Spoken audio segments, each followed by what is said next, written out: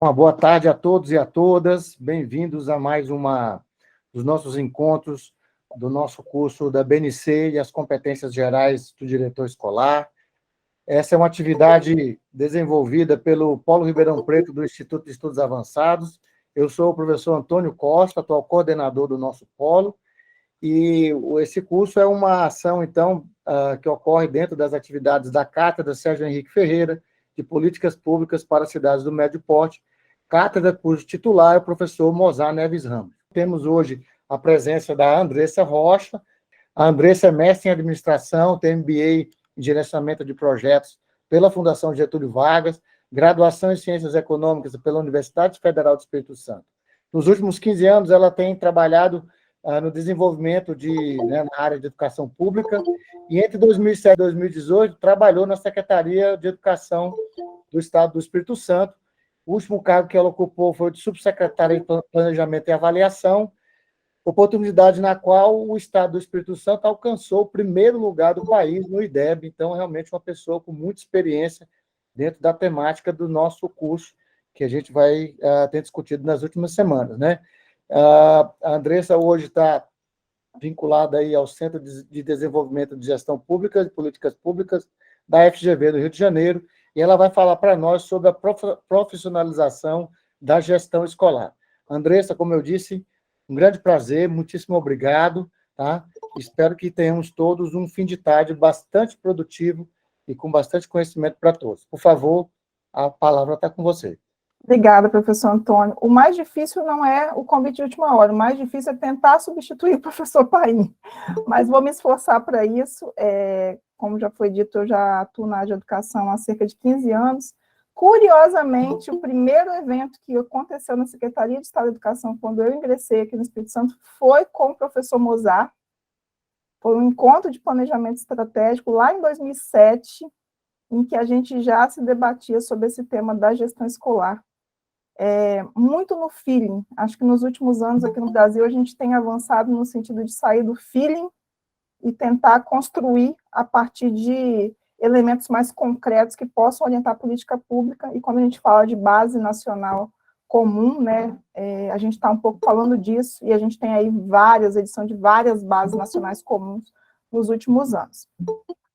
Eu dividi a minha apresentação aqui, vou compartilhar minha tela. A partir de agora eu já não vou vê-los mais, mas no final a gente abre aí para as considerações. Bom, então esse foi o tema que me foi provocado aí, né, a Base Nacional Comum de Competências do Diretor de Escola, a profissionalização da gestão. Então eu montei um roteiro aqui em 5 passos. Primeiro por que a gente está tratando disso aqui hoje? Por que isso é importante? Segundo quando a gente fala em profissionalização, o que isso implica, profissionalizar uma função? Terceiro qual é o perfil hoje que a gente tem de diretor escolar no Brasil e quanto a gente está distante do que seria o desejado a partir do que aponta a base e do que as evidências científicas trazem. O quarto é o papel dessa base nacional comum, o que a gente quer com ela. E, por último, a proposta dela em si, né? Eu sei que vocês estão com um curso aí de várias aulas, né? Eu não vou me debater aqui para abrir a base e ler ela com vocês, mas vou chamar atenção para alguns pontos que me parecem relevantes. Então, 5 passos, e eu sou uma pessoa que gosto muito de história. Então, acho que a gente tem que entender primeiro por que a gente está falando de alguma coisa. Então, aqui a primeira pergunta que eu me guiei para montar essa apresentação por que se tornou tão relevante falar de gestão escolar no Brasil nos últimos anos? A gente tem falado isso com uma recorrência muito grande. Por que isso acontece? Então, eu elenquei aqui 5 principais respostas, depois eu posso, provavelmente eu não abarquei aqui o universo, e talvez essa seja uma provocação para vocês. Se alguma dessas 5 não fosse, essas 5 não forem suficientes, o que mais que vocês acrescentariam na resposta a essa primeira pergunta? Então, por que é relevante falar sobre gestão escolar? Então, o primeiro ponto que eu trago, a primeira resposta a essa pergunta, por que se tornou tão importante falar sobre gestão escolar, é porque a gente ampliou o alcance do direito à educação. Aqui eu não estou falando do direito à educação em si, mas eu estou falando de pelo menos ter uma legislação que traga isso de maneira muito contundente. E aí, recorrendo às nossas constituições do Brasil, indo lá em 34, que é onde pela primeira vez a gente passou a ter alguma coisa sendo obrigatória no campo da educação, então lá foi estabelecido que o ensino primário era obrigatório e gratuito. Contudo, essa Constituição, ela não trazia, ela traz, né, é obrigatório, é gratuito e tal, mas não trazia, por exemplo, uma fonte de financiamento para isso. Então, era, digamos assim, uma Constituição com um artigo assim meio, usando um termo mais popular, e meio capenga, né? Mas a gente tem aí um primeiro farol relacionado, né, a direito à educação escrito em algum lugar. Pois bem, na Constituição de 67, a gente tem a extensão desse ensino obrigatório e gratuito para 8 anos, que seria o que a gente chamaria nessa época aí, não do ensino fundamental, mas do ensino primário, né? E em 88, de fato, é que a gente passa a ter com mais clareza a educação, o direito à educação, como algo público e subjetivo. Então, a gente tem o artigo 6º, que apresenta a educação como o primeiro dos direitos sociais do indivíduo, independente dele ser pobre, rico, branco, preto, ele tem direito à educação, isso é um direito social. Nessa mesma Constituição, que é, né, que está em vigor até hoje, a gente tem os artigos 205 e 214, que aí é um capítulo todo dedicado à educação. Nele eu destaco especialmente o artigo 208, que traz que o dever do Estado com a educação será efetivado mediante a garantia de educação básica, obrigatória e gratuita dos 4 aos 17 anos de idade, assegurado, inclusive, a sua oferta gratuita para todos os que não tiverem acesso na idade própria. Essa é uma emenda da Constituição, que foi, né, em 2009, que ampliou esse acesso, então, a partir dos 4 anos de idade. A gente tem também a LDB, né, que é a Lei de Diretrizes e Bases da Educação, e eu destaquei aqui algumas leis que me parecem que dão sustentação para, além de dizer que é um direito, a educação é um direito. A gente tem um Plano Nacional de Educação, né, que está aí nos seus finalmente, né, acabando a vigência agora em 2024. A gente tem uma lei que garantiu o piso nacional, embora a gente ainda não tenha 100% dos estados cumprindo essa questão da lei do piso. A gente tem o Fundeb agora de forma permanente, tentando garantir recursos para a educação, inclusive prevendo a questão da equidade na distribuição desses recursos. As próprias bases, que eu não coloquei aqui, né, que também tentam garantir direitos iguais à educação em todo o território. Então, a gente tem, então, passou a se tornar relevante falar sobre gestão escolar, primeiro por conta disso. A gente tem hoje um arcabouço legal que a gente não tinha no passado, e que foi, digamos assim, a sementinha mais forte foi estabelecida na Constituição de 88 e na legislação que se seguiu a ela. Então, esse é um primeiro ponto. A gente tem uma legislação que, em tese, garante o direito à educação. Segundo ponto, o que a gente aumentou com essa legislação, a consequência foram as políticas públicas que levaram à ampliação do acesso. Então, eu trouxe aqui para vocês, claro que essa estatística de 70, 75, ela tem toda uma precariedade, mas acho que dá para a gente ver nitidamente, né, a situação que a gente tinha em 70, por exemplo, então de 4 a 6 anos, a gente tinha 9,3% das crianças na escola. O dado do Anuário Brasileiro da Educação Básica de 2021 aponta 37% na faixa etária de 0 a 3, que aqui nem constava. De 4 a 5, 94%. De 6 a 14, 99%. E de 15 a 17, 94,5%. Obviamente que isso aqui não é 15 a 17 no ensino médio, mas está cursando. Então, vejam o quanto a gente avançou do ponto de vista de garantir o acesso à educação. De 15 a 17, a gente tinha no década de 70, 40%. Hoje a gente tem 94,5%. Aqui a gente tem um recorte diferente, né, porque a gente tinha o ensino fundamental iniciando aos 7 anos, agora ele inicia aos 6.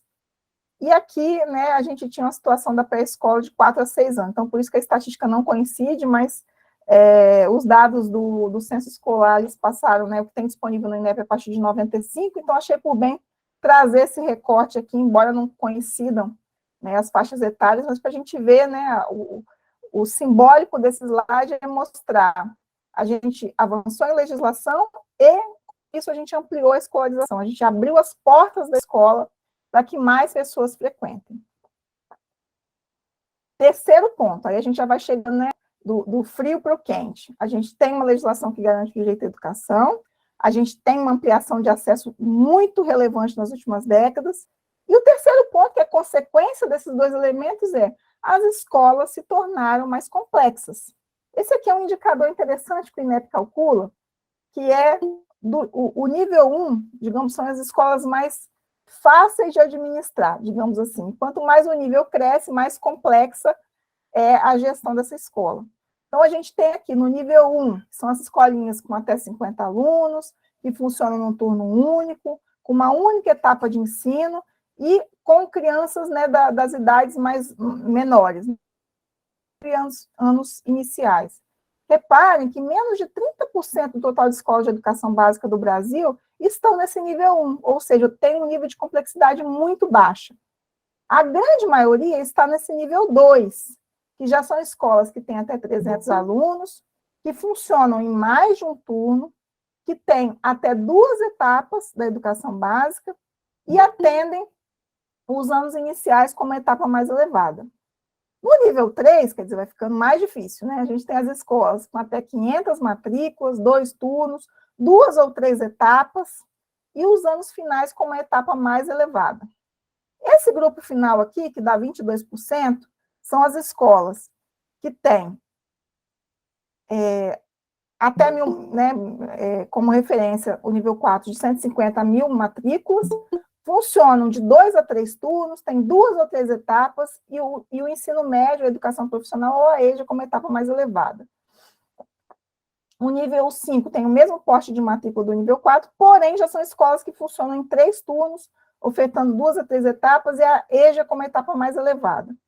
E a de nível 6, né, que tem mais de 500 matrículas, funcionam em 3 turnos e ofertam 4 ou mais etapas da educação básica, e a EJA como etapa mais elevada.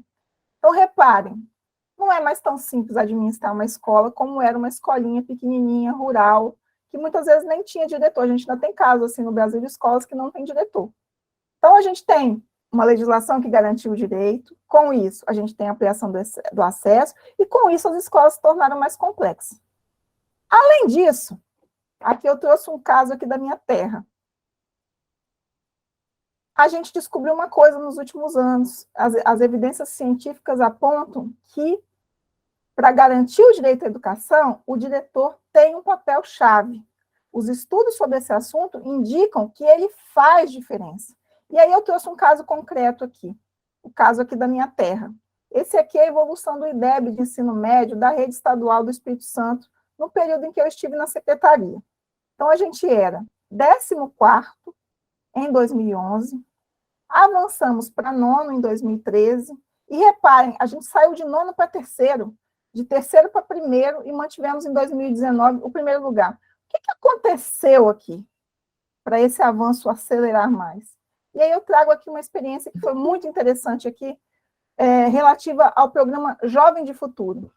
Esse programa é um programa que ele é uma formação em serviço para diretores de escola de ensino médio, no qual a gente trabalha com uma metodologia chamada circuito de gestão. O circuito de gestão nada mais é do que você trabalhar a partir de metas que você quer alcançar, identificar, a partir dessas metas, quais são as causas dos seus problemas, ter um plano de ação para atacar as causas desses problemas, implementar esse plano de ação a cada bimestre ou trimestre, avaliar o quanto você conseguiu alcançar ou não o que você havia almejado, o quanto isso foi capaz de alterar a sua realidade ou não, e o que você tem que tomar de rota corretiva.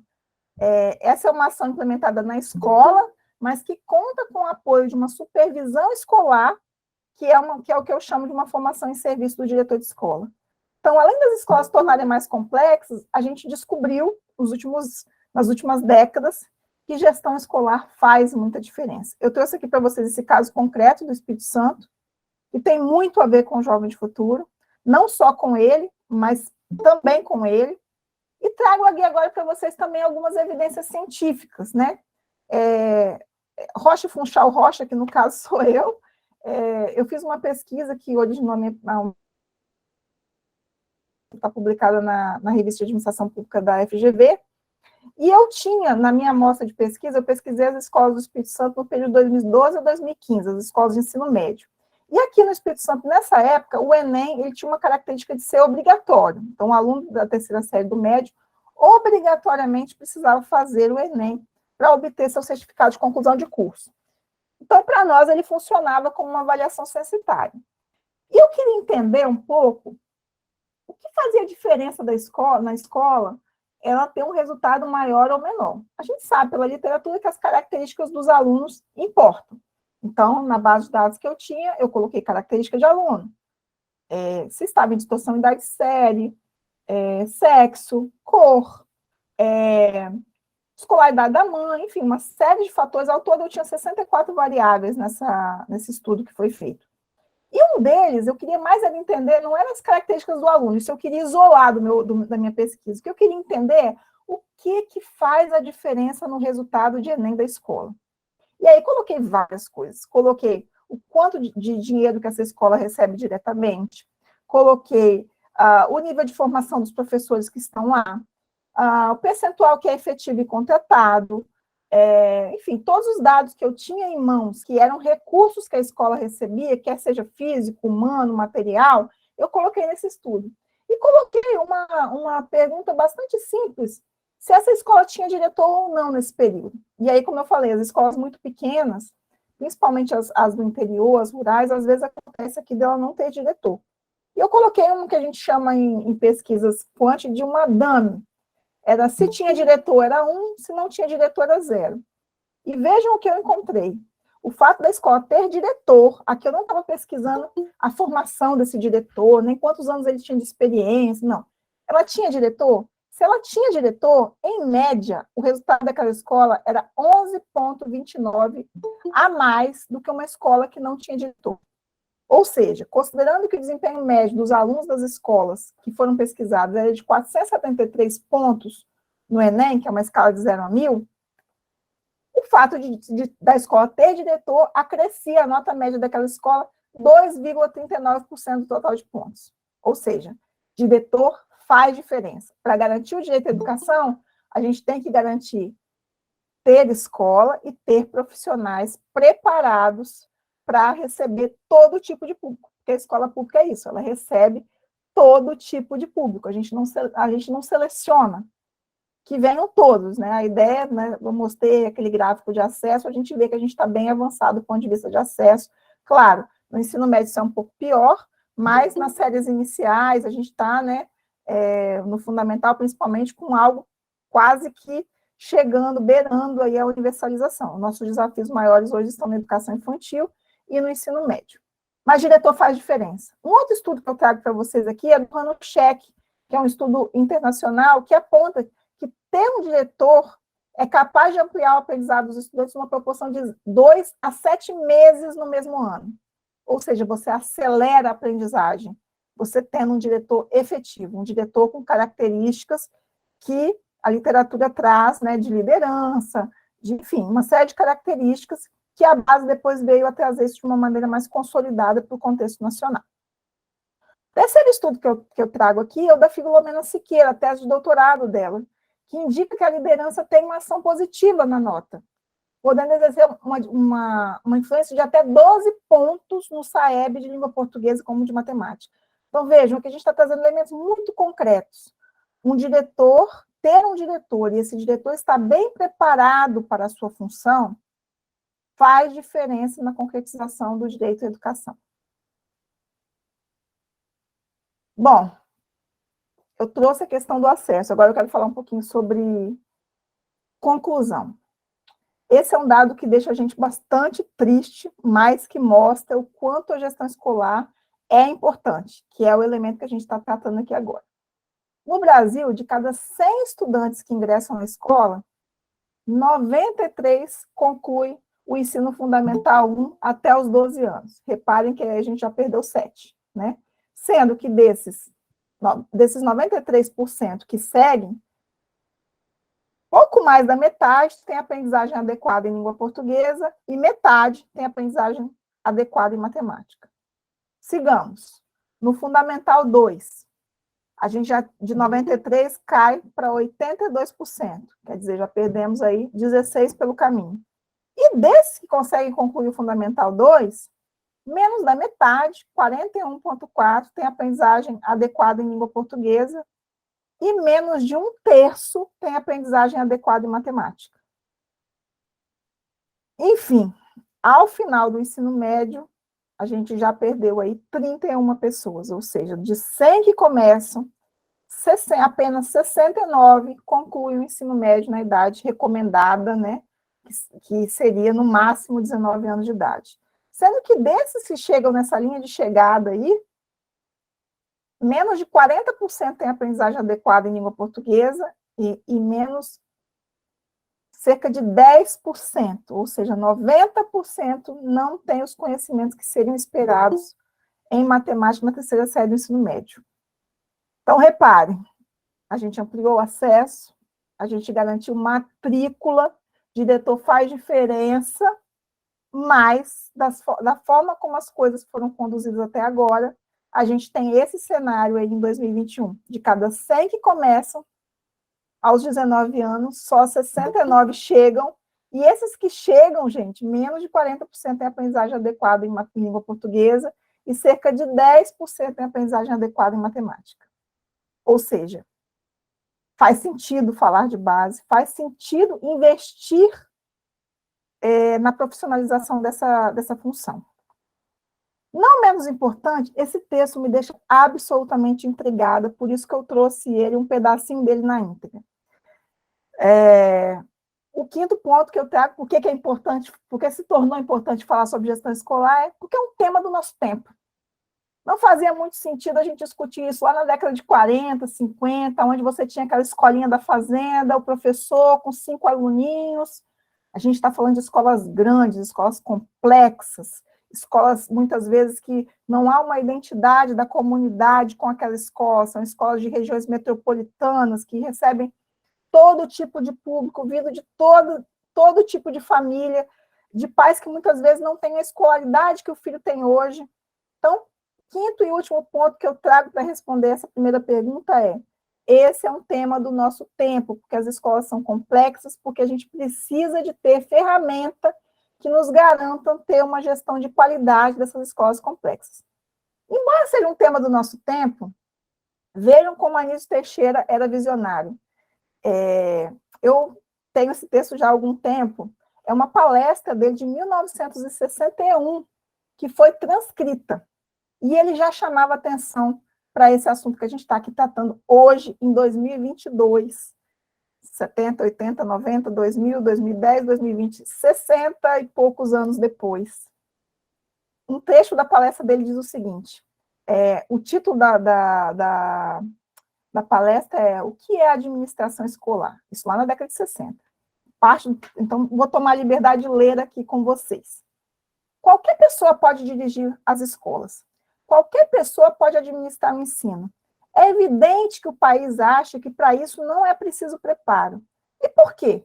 Por que será que o país acha que realmente não se precisa de preparo para dirigir as escolas, nem dirigir a educação?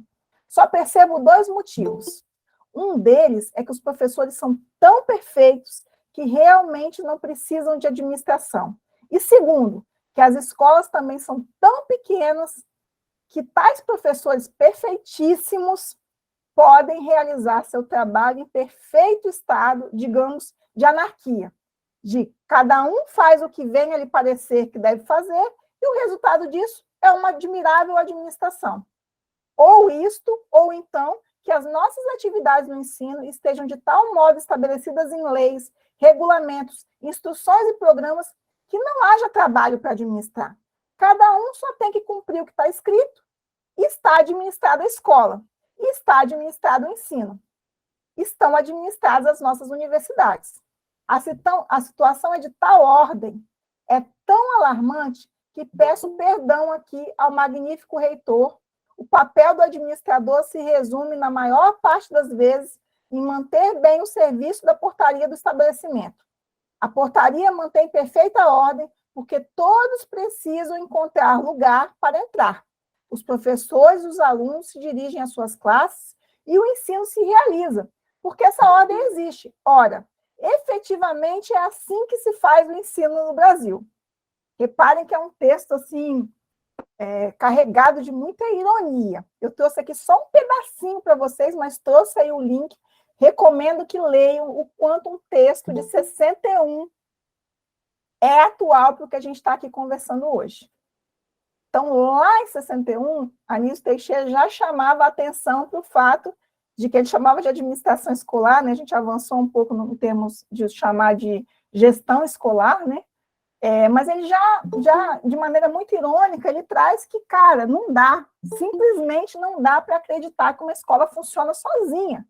As escolas estão, naquela época, já estavam dando sinais de crescimento e de que essa é uma função que precisa ser profissionalizada, porque ela não deve se restringir a uma portaria, ela não deve se restringir a um diretor que é síndico de um prédio.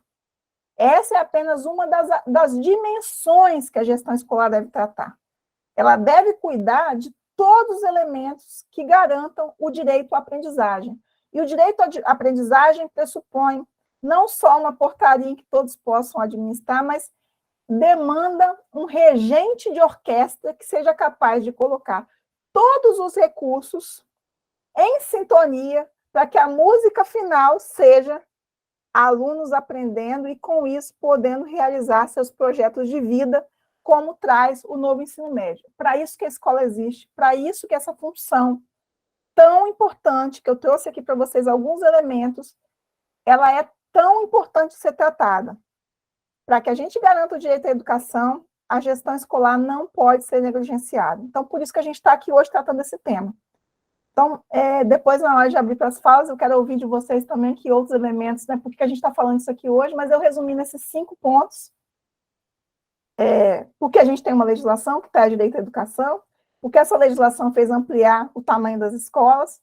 Com a ampliação do tamanho das escolas, a gente passou a ter gestões mais complexas, escolas funcionando muitas vezes em 3 turnos, com 3, 4 etapas de ensino, com mais de 1.000 alunos. Então, não dá para fazer isso de forma amadora, a gente precisa de técnica, a gente precisa recorrer à boa técnica de fazer isso.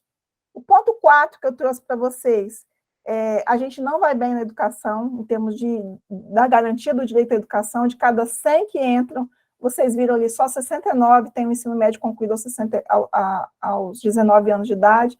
E quinto, esse é um tema do nosso tempo, já dizia Anísio Teixeira lá em 61. Bom, feita então essa introdução do porquê que a gente está aqui, porquê que, né, eu me dispus a estar aqui com vocês, porque todos nós, com tantas outras atribuições, paramos hoje, vocês têm parado aí vários dias, né, para discutir base nacional comum, porque realmente esse é um tema muito relevante nesse momento de discussão de direito à educação. Parte 2. A gente falou aqui que a gente precisa profissionalizar a gestão, mas, de fato, a gente às vezes usa esses termos, mas não para pensar o quanto eles são carregados de valor, né? O que é profissionalização da gestão?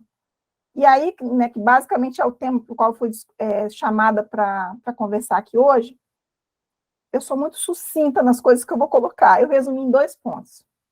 O que envolve profissionalizar a gestão, né? Profissionalizar essa função de diretor escolar?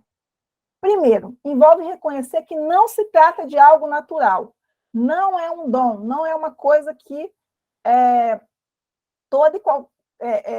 válida apenas para alguns iluminados, né? Porque a gente trata no Brasil, ainda hoje, a gestão escolar, o diretor de escola como isso, como se fosse algo natural, que ele não precisa de uma capacitação inicial, que ele não precisa de apoio da secretaria, de um modo geral, para exercer sua função. Tenho certeza que muitos de vocês que estão aqui hoje dormiram professores e acordaram diretores de escola. Então, primeira coisa, quando a gente fala em profissionalizar a gestão, a gente está reconhecendo que isso não é algo natural. O indivíduo não nasce diretor e nem se torna diretor por um processo natural e indeterminado, totalmente dependente do seu talento individual, ou seja, nasci para isso. Pode ser que aqui nesse grupo que a gente está agora à tarde, existam pessoas que realmente têm um talento nato para ser diretor de escola, mas a grande maioria não tem.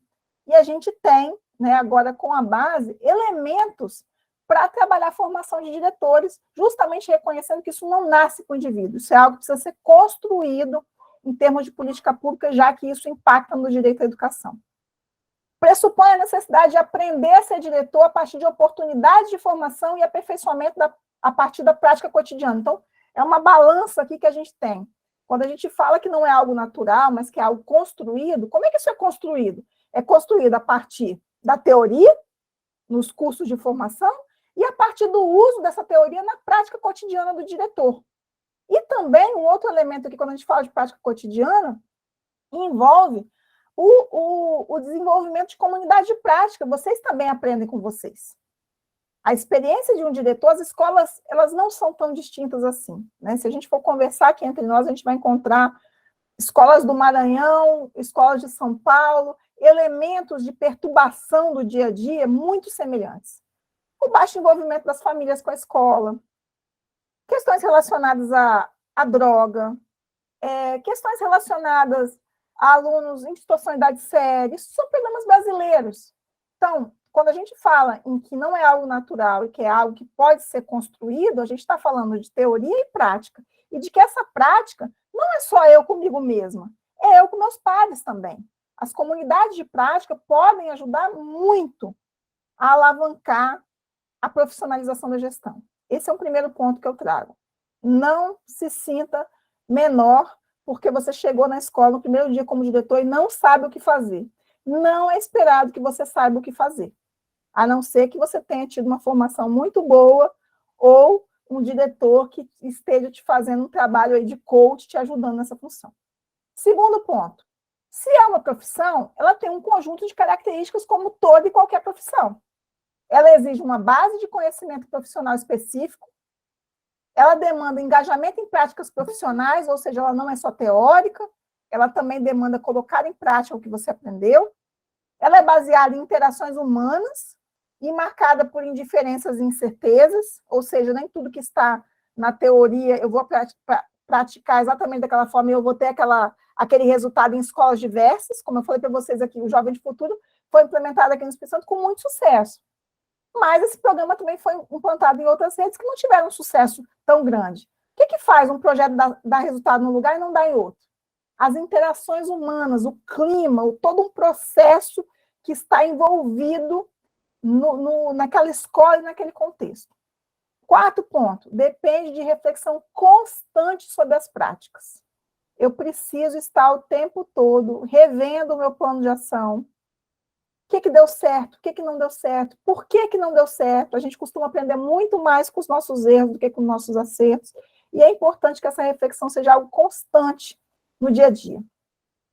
E o quinto e último ponto das características que envolvem as profissões, e que, né, a gestão escolar não está fora disso, é composto por várias etapas, com desafios e necessidades distintos.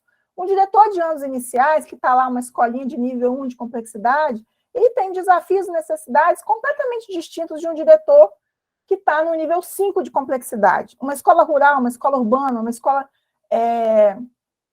Enfim, a gente tem escolas de todos os tipos, então os desafios e necessidades, embora exista uma parte comum, vai sempre existir desafios e necessidades que são específicos. Então, profissionalização envolve esses dois pontos. Não é algo natural, é reconhecer que não é algo natural e que a profissionalização envolve essas características que eu acabei de colocar aqui para vocês. Bom, trago aqui também para vocês a resolução da Base Nacional Comum sobre Formação Inicial, que, para além da Base Nacional de Formação, Base Nacional Comum do Diretor de Escola, ela também traz umas luzes sobre essa profissionalização da gestão.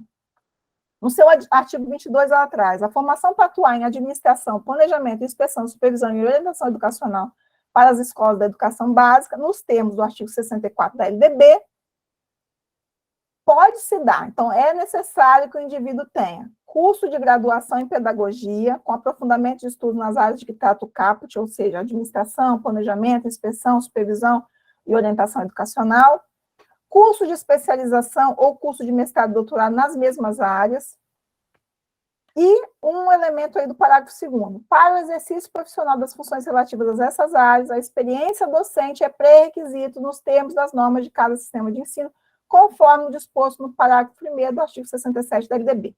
Ou seja, então existe um elemento que a gente ainda não está pondo em prática totalmente, mas que fala sobre a profissionalização da gestão escolar ou do diretor de escola. O indivíduo precisa ser da área do magistério, ou seja, precisa ter formação na área pedagógica, de graduação, de pós, e experiência docente prévia. Então, isso é um elemento na formação inicial. A gente ainda não, como eu falei, não está colocando totalmente em prática, mas está dito que a profissionalização da gestão passa por indivíduos que exerçam essa função, sendo, então, formados na área pedagógica. Terceira pergunta. Então, a gente falou por que esse tema é importante, a gente falou o que envolve a profissionalização da gestão, que não é algo nato, que é algo que precisa ser construído, que tem um conjunto de características e que a lei já traz, né, a resolução da Base Nacional Comum da Formação Inicial indica que para ser diretor de escola precisa ter formação na área pedagógica e experiência em docência. Parte 3. Então, a gente olhou, né, profissionalização, como é que a gente está hoje? A parte 3 é isso.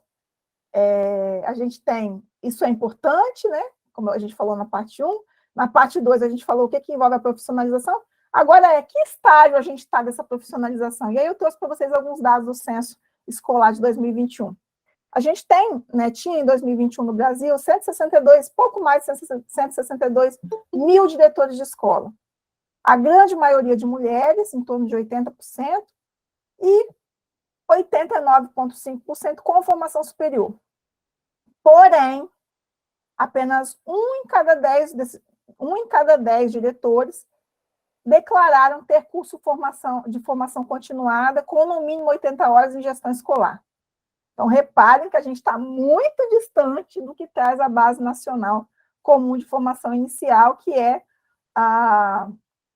que esse indivíduo tenha formação na área pedagógica e que, preferencialmente, tenha pós-graduação, mestrado, doutorado na área de administração escolar. Então, a gente ainda está, inclusive, esse item aqui foi objeto de várias matérias nacionais, não sei se alguém viu ultimamente, falando sobre isso, o quanto isso é preocupante, ou seja, só 10% das pessoas que, né, estão gerenciando escolas, elas têm formação continuada em gestão escolar, ou seja, as redes estão praticando o que não deveria se praticar do ponto de vista de profissionalização, ou seja, estão encarando essa função como um dom que o indivíduo traz com ele, que não precise ser tratado no dia a dia do seu trabalho. Mas, como a gente falou aqui, se a gente está falando de profissionalização, a gente está falando que isso não é um dom. Isso é uma profissão que tem determinadas características. Bom, do ponto de vista de acesso ao cargo, a gente vê também que a grande maioria é por indicação ou escolha da gestão da secretaria. Isso é realidade para 66% das escolas de redes municipais, que eu acho que é o grande público do nosso encontro aqui hoje, né? Com relação às redes estaduais, a grande maioria declara que o acesso é por processo eleitoral com a participação da comunidade escolar, 36%. Bom, trouxe aqui também para vocês uma pesquisa que eu achei bem interessante, não vai dar para detalhar ela aqui, obviamente, mas eu deixei o link na minha apresentação, que eu acredito que vai ser depois compartilhado com vocês.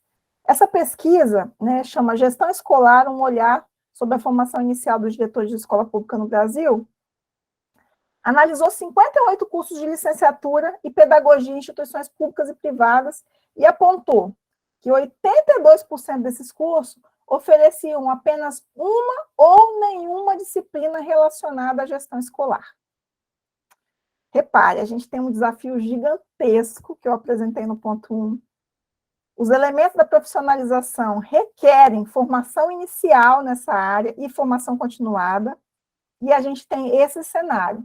Só 1 em cada 10 tem cursos de 80 horas ou mais na área de gestão escolar, e analisando a formação inicial em pedagogia nas licenciaturas, 82% oferecem apenas uma ou nenhuma disciplina relacionada à gestão escolar. Vejam o tamanho do buraco, né? Entre o que eu preciso e o que eu tenho. A BNC, a Base Nacional Comum dos Diretores de Escola, ela vem justamente tentar preencher esse buraco entre o que a gente deseja e o que a gente tem hoje. Então, qual é o papel da Base Nacional Comum? Qual é o papel de uma Base Nacional Comum, de uma maneira geral? Por que a gente está aqui falando disso? Por que isso é importante? Primeiro, é porque ela define um conjunto de parâmetros para a atuação da profissão do diretor. Ela tira a gente daquele escuro, daquele breu tremendo, que é não saber o que fazer. Eu estive na gestão de secretaria por muitos anos, inclusive a parte de seleção, dispensa de diretor, avaliação de diretor, formação de diretor era na minha área, inclusive hoje esse é um trabalho que eu desenvolvo na FGV, inclusive tem várias cidades aqui que podem confirmar isso, né? A gente tem o projeto Trilhos da Alfabetização sendo desenvolvido no Maranhão e que dentro em breve vai estar iniciando no Pará. A gente construiu esse curso que eu estou falando para vocês com base no tato. E a minha experiência toda foi com base no tato. Por quê? A gente não tinha uma base nacional comum, a gente não tinha uma referência, uma bússola. Então, a primeira coisa importante de ter uma base é que ela define um conjunto de parâmetros para a atuação dessa profissão. O segundo, que ela é um passo significativo na valorização e reconhecimento do trabalho do diretor. Opa, diretor, você é importante. Você é tão importante que eu preciso profissionalizar a sua função, eu preciso te dar condições de trabalho mais adequadas. E reparem, pessoal, que a gente tem várias coisas caminhando que muitas vezes vem para a gente em flashes diferentes. Eu queria juntar aqui com vocês. A gente tem a publicação recente da Base Nacional Comum Curricular, que deu origem aos currículos dos estados e dos municípios. Juntinho com essa Base Nacional Comum Curricular, a gente publicou uma Base Nacional relativa a professores. E agora a gente ainda está aguardando a homologação do MEC, mas a gente tem essa proposta que foi aprovada pelo CNE de uma Base Nacional Comum do diretor de escola. Repare como isso faz um tripé perfeito.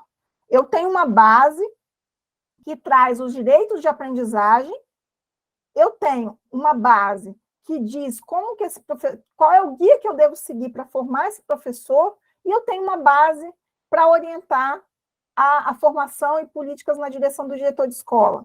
Repare, né? Essas coisas aparecem para a gente separadas, mas elas formam um tripé perfeito para a gente conseguir, então, concretizar o direito à educação. Esses temas precisam ser sempre tratados de maneira junta. A gente tem uma base, para poder implementar essa base, eu preciso cuidar da profissionalização da gestão escolar e também disso relacionado aos professores. Outro ponto que eu queria destacar aqui também,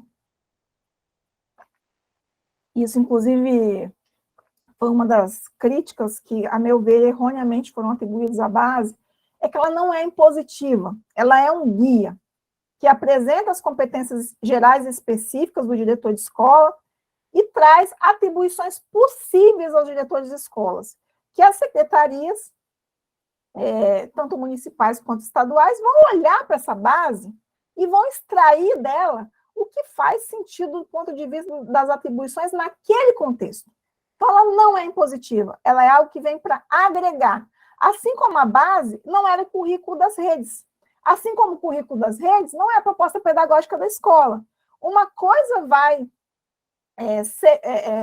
apoiando a outra de maneira que a gente garanta os direitos à aprendizagem e garanta a flexibilidade necessária que as redes precisam ter e as escolas precisam ter para adequar isso aos seus contextos.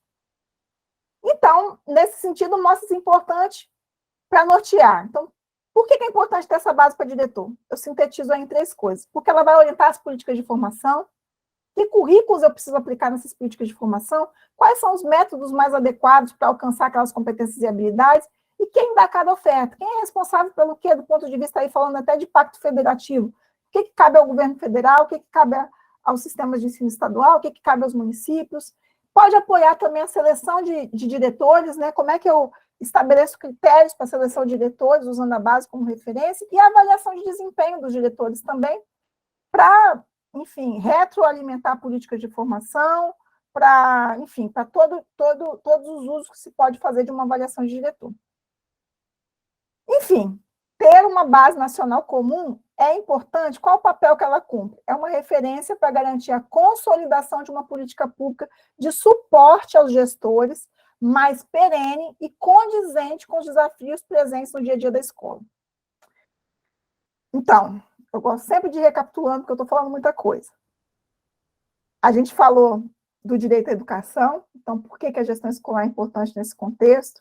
Falamos da profissionalização, falamos o quanto nós estamos distantes dessa profissionalização a partir dos dados do Censo 2021, e entendemos aqui que a base nos traz aí um mapa muito importante para guiar todas as ações, ou a maior parte das ações, direcionadas aos diretores de escola, destacando formação, seleção e avaliação nesse momento, e o quanto isso é importante para a garantia do direito de aprendizagem. Quinto e último ponto, o que essa base, então, propõe de maneira mais pragmática? Eu não sei se vocês viram isso em outras aulas do curso, eu trouxe de maneira bastante sintética, só para não deixar de falar, né? Então, o primeiro deles é que ela traz essas 10 competências gerais, que está no parecer do CNE. Esse parecer do CNE é de maio de 2021.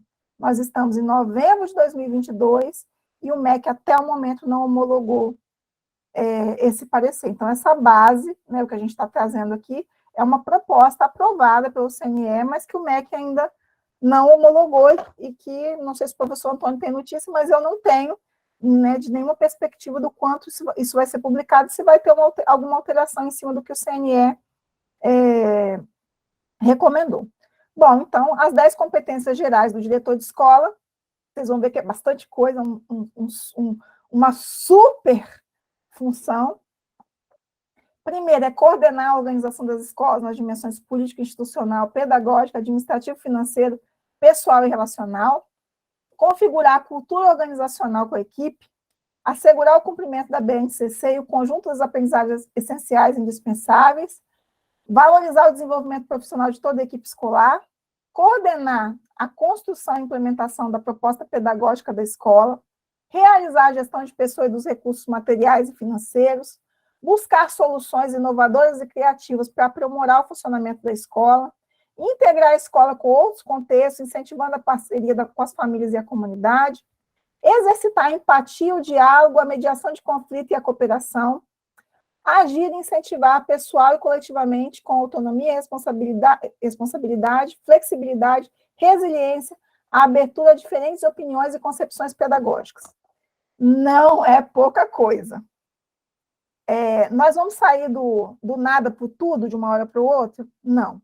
Mas agora vamos comemorar que, embora ainda não tenha sido homologado pelo MEC, a gente tem uma referência de qual é esse diretor de escola que a gente deseja para nossas escolas. Então, a gente precisa ter formações, quer seja no campo da formação inicial, da continuada, do desenvolvimento de comunidade de práticas, né, da aprendizagem em pares, nessa direção de alcançar essas 10 competências gerais.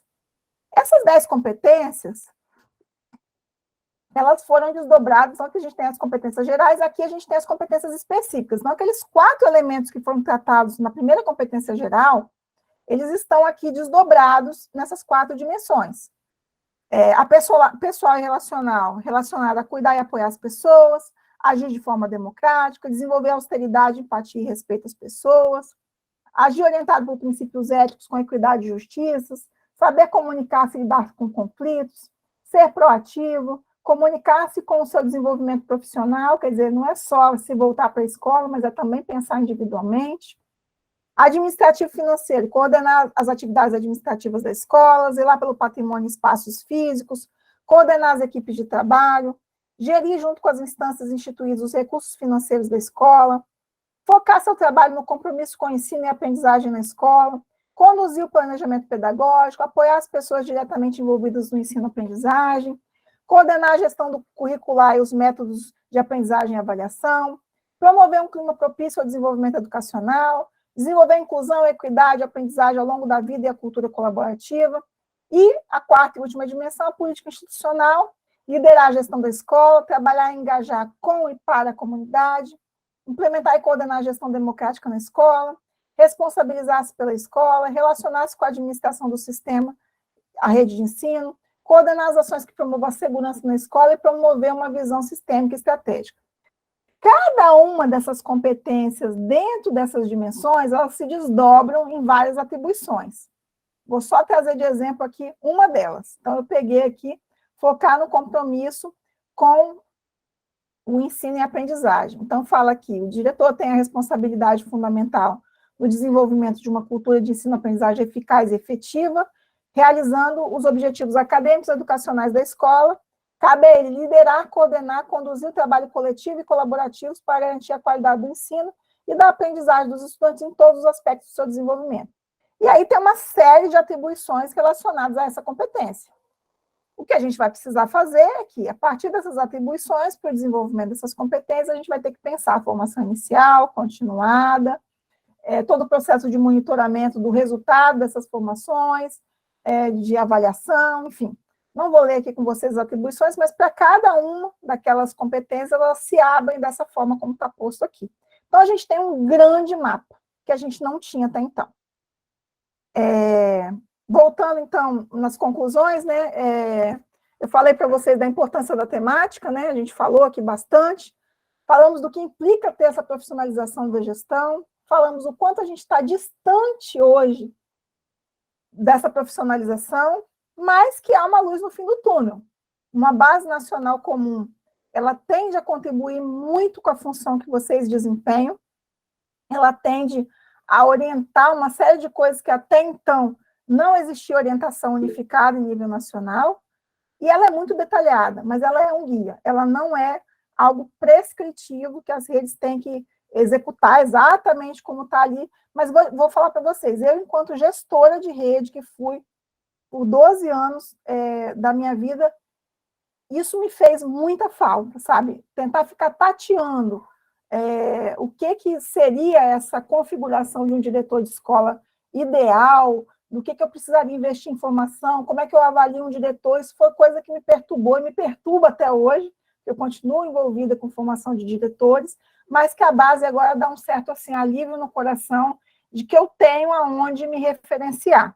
E é importante dizer que essa base não foi construída, que eu costumo dizer, em cima da perna.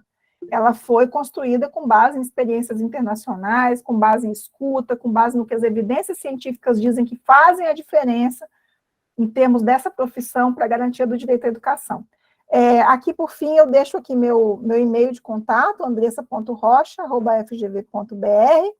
Agradeço ao professor Antônio pelo espaço.